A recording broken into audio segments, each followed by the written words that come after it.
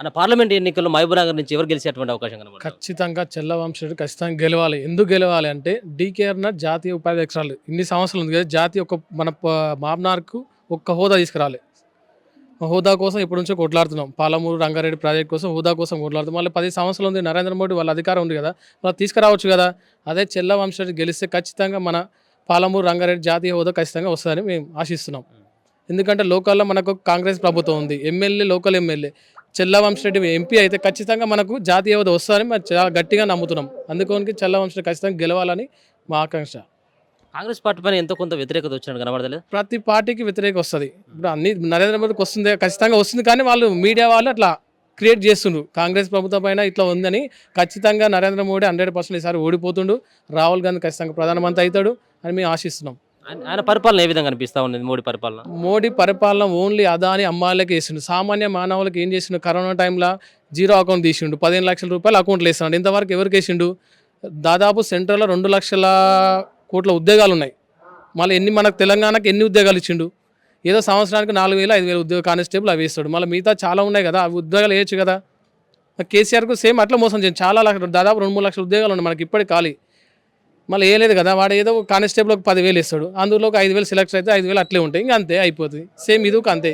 BJP ప్రభుత్వం అంతే. అందుకోసం ఖచ్చితంగా కాంగ్రెస్ ప్రభుత్వం వస్తే రేవంత్ రెడ్డికి ఒకటే మాట చెప్పాడు, వచ్చిన ప్రతి సంవత్సరం దాదాపు 1,00,000 ఉద్యోగాలు ఇస్తాను, ప్రైవేట్ కానీ ప్రభుత్వ అన్ని ఉపాధి అవకాశాలు కల్పిస్తున్నాడు. మరి మామ్నార్కు రేవంత్ రెడ్డి మెయిన్ మా ఉమ్మడి మామ్నార్ కాబట్టి, ఉమ్మడి మాది మన సీఎం కాబట్టి ఖచ్చితంగా మామ్నార్కు ఇంకా చాలా ఉపయోగపడతాడని మా కోరిక. చెల్లవంశి అందరు ఎంపీ ఎమ్మెల్యే ముఖ్యమంత్రి మన మామ్నార్ కాబట్టి ఖచ్చితంగా అన్నను గెలిపించాలని మా కోరిక. ఇచ్చినటువంటి 6 గ్యారంటీల పైన మరి ఎక్కడ కూడా ఈ హామీలను నెరవేర్చినట్టు కనబడదు, ఒక బస్సు తప్పించి. బస్ ఆరోగ్యశ్రీ వస్తుంది, నేను దాదాపు ఆరోగ్యశ్రీ ఒక 3 చేపిస్తున్నా ఇప్పటికి.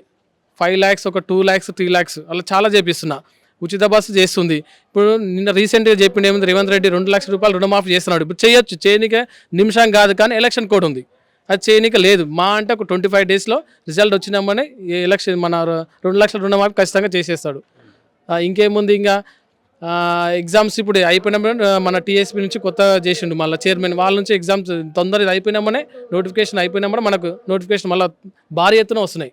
దాదాపు 1,00,000 ఉద్యోగాలు వస్తున్నాయి నోటిఫికేషన్ ఇప్పుడు మనకు ఈ ఇయర్లోనే. అంత క్లారిటీగా చెప్తా ఉన్నారు, 6 గ్యారెంటీ ఖచ్చితంగా అమలు చేస్తారని. నిన్న హరీష్ రావు కొంత సవాల్ విసరడం జరిగింది, రాజీనామా పత్రాన్ని తీసుకువెళ్ళడం జరిగింది. మరి ఎక్కడ కూడా కాంగ్రెస్ వాళ్ళు స్పందించినటువంటి దాఖలు కనబడట్లేదు కదా. రేవంత్ రెడ్డి స్పష్టంగా ఆయన సీఎం హోదా, ఈయన ఎమ్మెల్యే హోదా, ఆయన వస్తే ఈయన కాదు. అదే హరీష్ రావు 10 సంవత్సరాలు ఉన్నాడు, మళ్ళీ ఎందుకు నోటిఫికేషన్లు చెప్పాయి? 10 సంవత్సరాలు ఉండే మళ్ళీ రాలేదు. మళ్ళీ మామ్నార్కి ఎన్నోసార్లు అన్నారు, మామ్నార్కి ఒక్కరోజు వచ్చిండు హరీష్ రావు, వచ్చిండు పోతుండే ఇట్లా కలిసిపోతుండే. అదే మన్యం శ్రీనివాస్ రెడ్డి ఉన్నాడు ఎంపీ, మాజీ తాజా ఎంపీ, ఆయన కొత్తకోటకు ఒకటేసారి వచ్చిండు, ఓట్లకు వచ్చిన వరకు ఓట్లకు రాలే. మాకు ఒక హామీ ఇచ్చిపోయాడు, గెలిచినామనే మీకు ఫ్యాక్టరీ పెడతాను, ఆయన మెడికల్ డిపార్ట్మెంట్ ఫ్యాక్టరీ ఉన్నాయి పెడతాను, ఇంతవరకు ఉపాధి అవకాశం కల్పిస్తాను. మేము అందరం ఓట్లు వేసినాం, మా యువతకు ఎవరికి ఒక ఉద్యోగ అవకాశాలు రాలేదు. అందుకని ఈసారి ఖచ్చితంగా చెల్ల వంశరెడ్డికి ఓటు వేయాలి. మళ్ళీ అన్న ఖచ్చితంగా రాహుల్ గాంధీ ప్రధానమంత్రి అవుతారు, అన్న సెంట్రల్ మినిస్టర్ అవుతారు, మాకు ఉద్యోగ అవకాశాలు వస్తాయి, మన పాలమూరుకు మంచిగా ఉంటుందని మా ఆకాంక్ష. మొత్తానికి ఎవరు గెలిచేటువంటి అవకాశం కనబడుతుంది? ఇది ఎంపీలోనా బీజేపీ వస్తుందన్నా? ఎందుకు ఎందుకు అట్లా పర్టికులర్గా బాగా చెప్తా ఉన్నావు బీజేపీ? బీజేపీ అంటే ఇప్పటి వరకు ఉన్న వారికి అయితే మంచిగా చేసిండు, ఇప్పుడు నుంచి కూడా జర మంచిగా చేస్తాడని మన ఒక ఒపీనియన్ అంతే. మహబూబ్నగర్లో మనకు అంత ఐడియా లేదన్నా, మా పని మాకు ఉంటుంది. ఎవరైనప్పటికీ కూడా బీజేపీకి ఇస్తాం, బీజేపీ వస్తుంది పక్క. అభ్యర్థి అనేది కాదు మోడీ అంతేనా? అయినైతే 100% బీజేపీ వస్తుంది. ఏం చేసిండు మోడీ? ఇంకవన్నీ ఏం చెప్తాం, ఇంకవన్నీ చెప్పలేములే, కానీ పతానికి అయితే బీజేపీ వస్తుందని కాకుంది నాకు అభిప్రాయం కూడా అదే, బీజేపీని. కాంగ్రెస్ పాలన ఎట్లా అనిపిస్తా ఉంది ఈ 120 రోజుల పాలన? 120 రోజుల పాలన అంటే చెప్పనీకి ఏం లేదన్నా, వచ్చినాం తిన్నాం పండుకొని వెళ్ళిపోతున్నట్టు ఉంది పాటల పరిస్థితి మొత్తం. ఇంటికి పోతేనేమో భార్య చిపురు కాడ వేసుకుంటుంది మేము కొట్టడానికి, ఇంట్లో పిల్లలు అన్నం అంటే కూడా పెట్టలేని పరిస్థితులు వస్తున్నాం ఆటోడే వాళ్ళందరూ. దాని విషయం ఏం చేస్తాడు సీఎం సార్ ఏందో అర్థం కాకుండా వస్తుంది. మీకు కూడా ఒకటి హామీ ఇచ్చే కదా 12,000 ఇస్తామని చెప్పేసి. హామీ ఇచ్చిండు కానీ ఎప్పటి వరకు వస్తుంది అన్నది. ఇప్పుడు ఎలక్షన్ కోడ్ అన్నాడు, ఎలక్షన్ కోడ్ అయిపోయినాక చేసేది కూడా కష్టమే, అది నాకు తెలిసి. ఎలక్షన్స్ వస్తా ఉన్నాయి, ఎవరు గెలిస్తే బాగుంటుంది ఇక్కడ మహబూబ్నగర్లో అనుకుంటా? బీజేపీ. ఎందుకని? ఇంకా అది ఏం చేస్తున్నది ఏం చేస్తలేదు అది టోటల్గా పబ్లిక్ కనిపిస్తుంది, వినిపిస్తుంది, మంచిగా చేస్తున్నారు. అది మంచి తప్ప చెడు ఏం చేస్తలేరు, వాళ్ళ అవసరాలకు మాత్రం వాడుతున్నారు, చేసేదైతే విధంగా చేస్తున్నారు. బియ్యం 5 కిలోలు ఫ్రీగానే ఇస్తున్నాడు, గత 5 సంవత్సరాలు ఇచ్చే మళ్ళీ 5 సంవత్సరాలు ఫ్రీగానే ఉన్నాయి. ఆ విధంగా బరాబర్ మంచిగా బీజేపీ. ప్రధాని ఎవరైతే బాగుంటుంది అనుకుంటా ఉన్నావు? మోడీ మోడీ. మోడీ. ఎందుకోసమని? చేస్తున్నాడు కదా చెప్పే అవసరం లేదు, అవతల గురించి చెప్పే అవసరం లేదు టోటల్గా. నీకు ఆడ ఏమైందంటే ఇప్పుడు ఈడ ఛాయ్ బాగుంటుంది, ఆడ ఛాయ్ బాగుంటుంది మెయిన్ కాదు. మనిషి అప్పుడే ఆటోమేటిక్ ఏడ ఛాయ్ బాగుంది అనేది అప్పుడే ఎట్లా తెలిసిపోతుందో చేసేటోళ్ళు కూడా వాళ్ళ గురించి చెప్పే అవసరం లేదు. ఎందుకనేది ఇంకా అర్థం చేసుకోవాలి ఇక అంతే. కాంగ్రెస్ పార్టీ పరిపాలన ఎట్లా అనిపెడుతుంది? ఇంకా కాంగ్రెస్ ప్రభుత్వం అంటే ఇక ఆ గతంలో చూస్తూనే ఉన్నాం మేము, చూసి లాస్ట్కి వచ్చింది అంతే. ఈసారి మీరు ఓటు ఎవరికి ఇస్తారు? బీజేపీ బీజేపీనా? బీజేపీ ఎవరు ఇక్కడ నిలబడ్డది అభ్యర్థి? మన ఆమె పేరేముందిగా డీకే అన్న మేడం, డీకే అన్న మేడం. ఆమె అని కాదు, ఆ ఓళ్ళు వీళ్ళని చూసేది ఏం లేదు, ఓన్లీ మోడీ ముఖం చూడాలి అంతే. అంతే మోడీ ముఖం చూడాలి. నువ్వు నిలబడే చేస్తా బీజేపీకి అంతేనా? అంతే. మోడీ ముఖం చూడాలి, ఎవరు ముఖం చూడదు, మోడీ జిందాబాద్ అంతే. నువ్వు ఏ పార్టీ గెలిచేటువంటి అవకాశం కనబడతా ఉంది? టీఆర్ఎస్ పార్టీ గెలిచే అవకాశం ఉంది. ఎవరు అభ్యర్థిగా? మొన్న శ్రీనివాసరెడ్డి గెలుస్తాడా ఈసారి? గెలుస్తాడు. పైన అంటే ప్రధానిగా ఎవరు ఉంటే బాగుంటుంది అని చెప్పేసి అనుకుంటా ఉన్నారు. ఆయన ఉంటేనే బాగుంటుంది. ఎవరు? మొన్న శ్రీనివాసరెడ్డి ఉంటేనే బాగుంటుంది. ప్రధానిగా? ప్రధాని ఇప్పుడు ఉన్నటువంటి సాధ్యం కాకపోతే ప్రధానియేనా లేదు, ప్రధానిగా అనేది మనం చెప్పనీకి రాదు. ఇలా 10 ఏళ్ళు గడిచింది కాబట్టి కొన్ని అవకతవకలు ఉన్నాయి కాబట్టి చేంజ్ కావచ్చు, అయితే కాంగ్రెస్ రావచ్చు, లేదంటే అంటే కంటిన్యూ అదే కావచ్చు. ఎట్లా కనబడుతుంది మోడీ యొక్క పరిపాలన ఏ విధంగా అనిపిస్తూ ఉంది? ఈ యొక్క పరిపాలన అంటే కూడా మతతత్వం పార్టీ పరంగా కొంచెం కనబడుతుంది. ఆ భావాలు ఎక్కువ ఉంటాయి కాబట్టి కొంచెం వ్యతిరేకం అనేది ఉంది కొంతమంది మీద. కాంగ్రెస్ పరిపాలన ఈ 100-120 రోజుల పరిపాలన కాంగ్రెస్ పరిపాలన ఏముంది చెప్పండి. ఇలా దురదృష్టశాత్తు ఏమైందంటే వాళ్ళు వచ్చుకోము, ఈ ఎండాకాలం వచ్చుకోము, ఈ నీళ్ళు లేకపోవడము, వాళ్ళ అదృష్టం బాగాలేదా రైతుల అదృష్టం బాగాలేదు ఇక్కడ అర్థమవుతుంది. ఎవరు అదృష్టం బాగాలేదు మీ మీ మీ- మీ కాడికి చెప్తే అదే జరుగుతుంది కదా. చాలా అవసరాలు పడుతుర్రు ఈ 100 రోజులలో కూడా. చెప్పిన పనులు చేస్తాడా చేయడా అనేది తర్వాత ఆప్షన్ అది. ఇప్పటివరైతే కాలే కొన్ని ఏదైతే హామీలు ఇచ్చిండో కాలే, ఏదైతే బస్సు హామీ ఇచ్చిండో అది మొత్తం కొట్లాటనే ఉంది. ఎవరు సాటిస్ఫై లేరు. ఇలా ఎవరైతే నౌకర్లు చేస్తున్నారో వాళ్ళే ఎక్కిపోతున్నారు. వాళ్ళు రెగ్యులర్ ఎలా బీద వాళ్ళు ఉన్నారు, గ్రామీణ స్థాయిలలో బీద వాళ్ళు ఉంటారు. వాళ్ళు ఎప్పుడు పోతారన్నా? వారానికో 2 వారాలకో ఎప్పుడో పోతారు. వాళ్ళకు ఉపయోగం ఏముంది చెప్పు. ఇలా లక్షల రూపాయలు 50,000 లక్ష రూపాయల జీతం తీసుకునేటోళ్ళు వాళ్ళు పోతుర్రు టైంకి. ఇప్పుడు ఇలా వాళ్ళు జీపో లేకపోతే ఇంకేదో మాట్లాడుకొని పోతుర్రు. అందులో మా ఆర్టీసీ కూడా ఆదాయం ఉండే వాళ్ళు పోకడం వల్ల అది కూడా లేకుండా పోయింది. మాకైతే ఫ్రీ బస్ అయితే కొంతవరకు అయితే ఇబ్బందికరమే. ఎందుకంటే ఇలా కొన్ని అనుకోని కారణాల వల్ల గొడవలు జరుగుతున్నాయి. నిన్న మొత్తం సోషల్ మీడియాలో వస్తుంది కదా, ఎట్లా కొట్టుకుంటుండ్రు, భార్యల వల్ల భర్తలు కూడా కొట్లాడుకుంటారు. ఇలా అదొక్కటే అయింది. ఇంకేమైంది చెప్పండి? ఏం కాలే కదా. ఏమవుతుందో తెలియదు, చూద్దాం ఏమవుతుందో. 5 నెలలు అయింది కదా, ఇంకా 1 ఇయర్ చూద్దాం. 1 ఇయర్లో ఏమవుతుంది ఏం కథ. రాత్రి వచ్చి కేసీఆర్ చెప్పిండు చూడు, 39,000 కోట్లు కావాలి రుణమాఫీ చేయాలని. ఇంతవరకు తెస్తాడనేది చూద్దాం. రుణమాఫీ ఒక్కటి చేస్తే ఇలా రైతులన్నా బాగుపడతారు కదా. ఇలా ఈ ఎండలు ఎండిపోయిన ఎండలకు ఎండిపోయిన 2 ఎకరాలు వరనారు పెట్టుకుంటే ఎకరన్నర ఎండిపోతుంది, 10 ఎకరం మిగులుతుంది. ప్రతి రైతు తన ఈడాడేననేది కాదు, ప్రతి రైతు తన అదే. ఇలా కరెంటు చక్కని లేకుండా కరెంట్ ఉంటుందా మీరు చెప్పండి? ఉంటుందా కరెంటు? లేదు, కరెంట్ లేదు. ఇలా 4 గంటలు కరెంట్ వస్తాయి, 4 గంటలు వస్తే 2 గంటలు పోతుంది, మళ్ళీ 4 గంటలు వస్తే మళ్ళీ 1 గంట పోతుంది. ఇలా కరెంటు ప్రాబ్లం చాలా అయిపోయింది. టీఆర్ఎస్ ప్రభుత్వం ఈరోజు రిజల్ట్ వచ్చిందంటే మల్త తెల్లారి నుంచే కరెంట్ ప్రాబ్లం స్టార్ట్ అయింది. ఎంత ఘోరం అది. పరిపాలన వైఫల్యమా కాదా? మాకైతే అనిపిస్తుంది. ఇలా నేనేమంటున్నానంటే సరే ఇలా టక్కున కటక బంద్ చేసినట్లే కరెంటు పోతుంది, ఎండపూట పోతుంది. చాలా కరెంట్ ఇబ్బందులు అయితే బాగున్నాయి. మరి ఇవన్నీ ప్రాబ్లమ్స్ సాల్వ్ కావాలంటే ఎవరు రావాలంటారు? సాల్వ్ కావాలంటే మళ్ళీ కేసీఆర్ రావాలి. ఇప్పుడు చూడు మామూలు ఎంపీ రిజల్ట్ ఏమొస్తుందో చూద్దాం. ఎలా మీరైతే బీఆర్ఎస్కి అంటామన్నా, బీఆర్ఎస్కి వేస్తావు ఓటు ఈసారి? నేను బీఆర్ఎస్కి వేస్తాను. ఇలా బీఆర్ఎస్ పార్టీలనే 10 ఏళ్ళు సంతోషంగా ఉన్నారు రైతులు. మేము రైతులం కాబట్టి ఇలా నువ్వు మొన్న ఉన్న ఒంట్లోకి బోనస్ ఇస్తాను, బోనస్ ఇవ్వలేదు. ఇచ్చిండా? ఇవ్వలే. ఇలా ఐకేప్ సెంటర్లు పెట్టి ఒక్కరు కూడా బయటికి పోకుండా రైతులు ఎంత సుఖ సంతోషాలతో ఉన్నారు. అందరి చేతుల పైసలు ఉన్నాయి. ఇయ్యాలయ్యానైనా బ్లోటో ఏదో కొనుక్కుందామంట అంటే రైతు రెడీ అవుతుంది ఇది తీసుకుందాం అనేది. ఇవాళ మొత్తం వెనుకపోయి ఆ దివాళా తీసిన పరిస్థితి వచ్చింది. ఇలా ఈ 5 నెలల్లో ఈ 5 నెలల్లో దివాళా తీసే పరిస్థితి రైతు అనేటోడు. రైతు అనేటు మళ్ళీ ఏడప్పుకోవాలరా నాయన అనే పరిస్థితి వచ్చేసింది. అందుకోసం చాలా ప్రాబ్లం అయితే ఫేస్ చేస్తుండ్రు. ముందు ఇప్పుడు అన్నాడు ఆగస్టు తర్వాత అధ్యతం అన్నాడు. ఎంతవరకు అవుతుంది అనేది తర్వాత ఆప్షన్. ఇప్పటి వరకు అయితే ఇబ్బందికరం అయితే ఉంది మాకైతే, అందరికీ కూడా. చెప్పండి బ్రదర్, మీరు ఏ పార్టీకి వేద్దాం అనుకుంటున్నారు ఈసారి ఓటు? నేను బీఆర్ఎస్కే బీఆర్ఎస్కే. ఎందుకని? ఎందుకంటే కేసీఆర్ ఉన్న దినాలు మంచిగా ఉన్నాం, అంతా రైతుల బీదులు అంతా పంటలు అన్నీ మంచిగా ఉన్నాయి. నేను బీఆర్ఎస్కే వేస్తాను ఓటు. కాంగ్రెస్ పరిపాలన బాగాలేదా? బాగలేదు.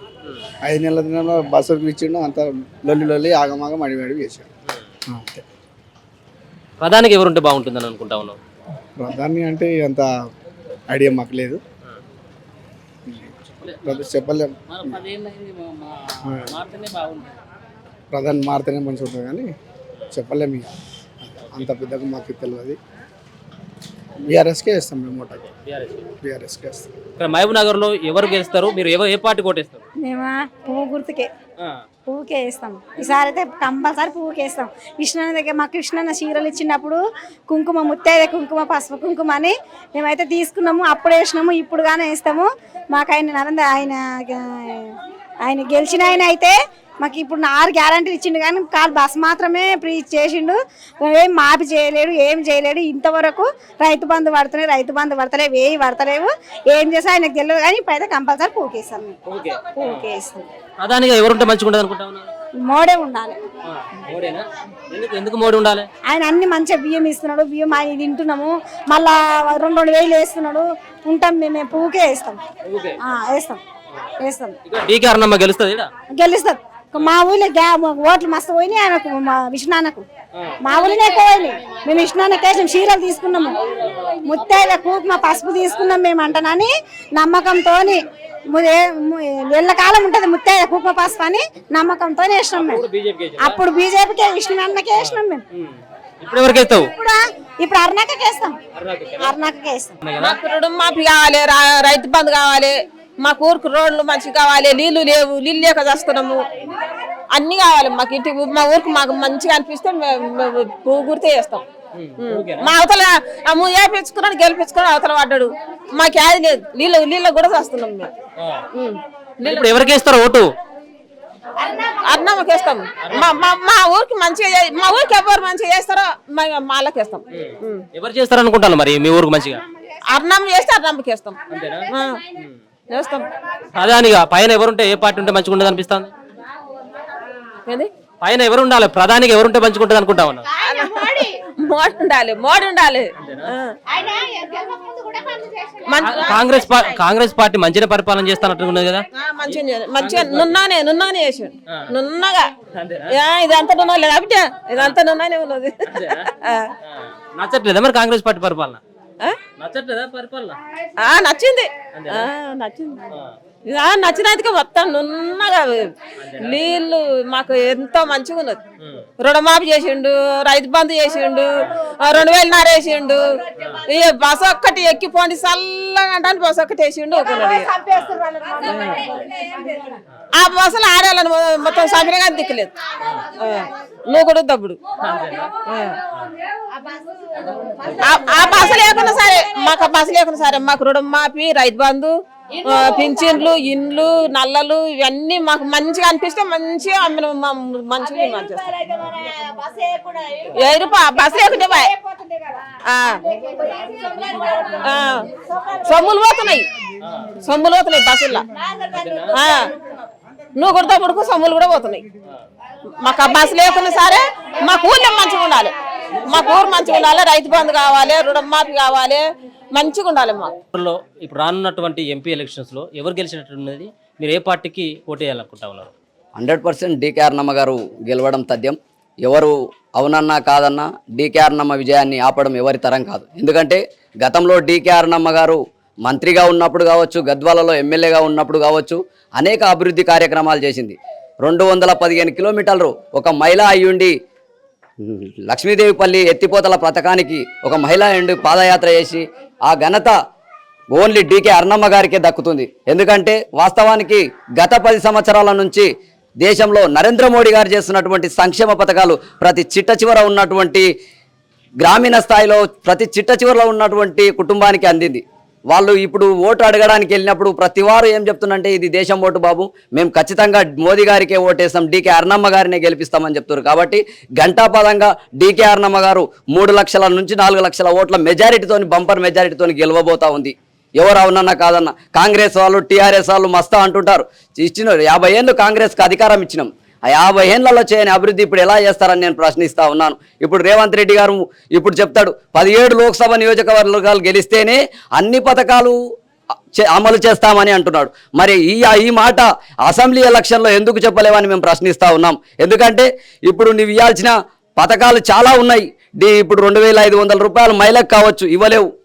రైతు బంధు పూర్తిగా చేయలేవు, రైతు రుణమాఫీ చేయలేవు, ప్రతి డిజైన్లు ప్రాజెక్టుల డిజైన్లు మార్చినావు, ఉద్యోగస్తులను నిరుద్యోగులను పూర్తిగా సర్వనాశనం చేసినావు. కేసీఆర్ గారు ఇచ్చినటువంటి ఉద్యోగాలకు వాళ్ళ సర్టిఫికెట్స్ ఉండబోయి నేను 30,000 ఇచ్చినని అంటున్నావు. నీవు ఇప్పటి వరకు ఒక నోటిఫికేషన్ కూడా ఇవ్వలేవు. కాబట్టి రేవంత్ రెడ్డి గారు మీరు కాలం చెల్లింది, ప్రజలు నమ్మే పరిస్థితిలో లేరు. ఖచ్చితంగా పాలమూరులో డీకే అరుణమ్మ గారు ఖచ్చితంగా గెలవడం సాధ్యమవుతుంది.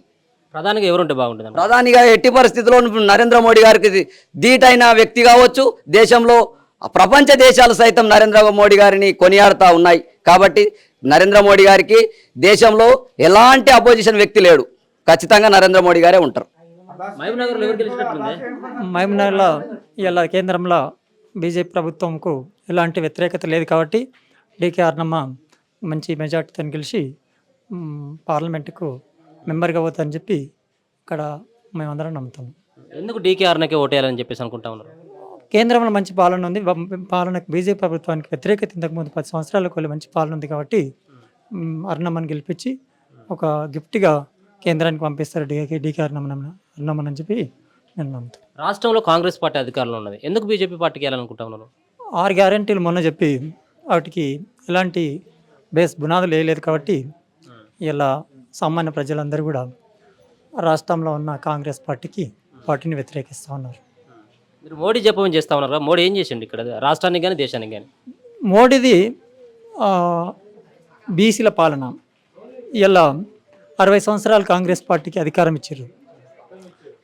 ఖాళీ బీజేపీకి 10 సంవత్సరాలు ఇస్తే మంచి డెవలప్మెంట్ చేసారు అని చెప్పి పబ్లిక్ నమ్ముతూ ఉన్నారు. అందుకోసమేనా మీరు మోడీ వైపు వెళ్తా ఉన్నారు? మోడీ అనేది దేశానికి అవసరం కాబట్టి మోదీ తప్పితే వేరే ప్రతిపక్షం బలంగా పరిపాలించే సత్తా కనిపిస్తలేదు కాబట్టి మరోవైపు నమ్ముతా ఉన్నాం.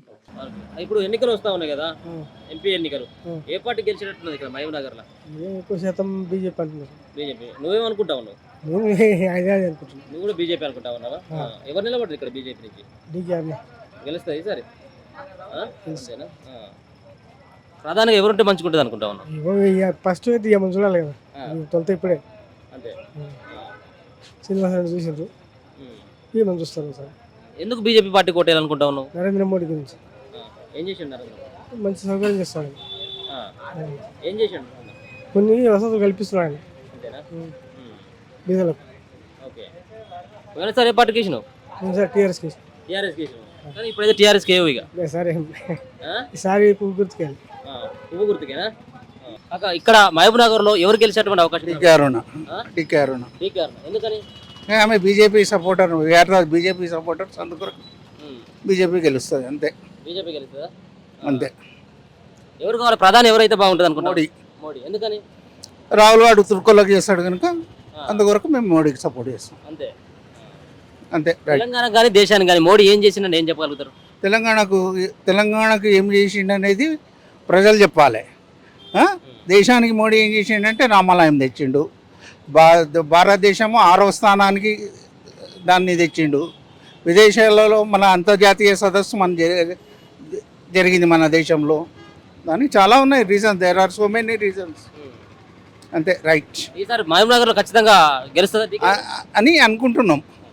రెండు టఫే, వంశీ మంచోడే, ఈమె మంచిది. It is decided by the voters, not us. ఇప్పుడు ఒకవేళ బీజేపీకి వేయాలంటే ఓటు డీకే అరుణ్ చూసి వేస్తారా లేకపోతే మోడీని చూసి పార్టీని చూసి. డీకే అరుణకు వ్యక్తిగతంగా అని చెప్పలేము కానీ పార్టీ